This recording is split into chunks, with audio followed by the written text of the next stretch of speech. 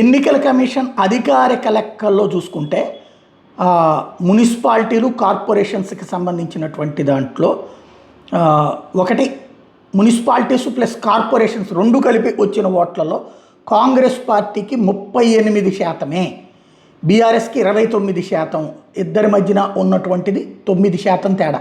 BJP 16%కి వెళ్ళింది.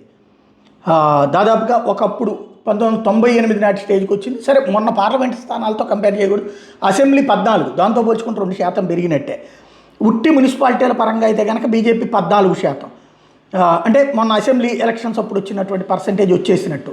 మొన్న జరిగినటువంటి అదేది ఉప ఎన్నికల్లో దెబ్బతిన్నటువంటిది కాస్త మళ్ళీ పుంజుకున్నట్టు, సర్పంచులు దాంతో పోల్చుకుంటే పుంజుకున్నట్టు. ఇకపోతే ఇండిపెండెంట్లు 8%, ఎంఐఎంకి 3%, ఫార్వర్డ్ బ్లాక్కి 1%, CPI 1%, CPM 0.6%, JSP 0.4%, Janasena, BSP 0.2%.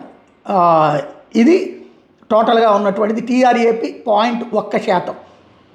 37,14,797 ఓట్లు పడ్డాయి అన్నమాట టోటల్గా.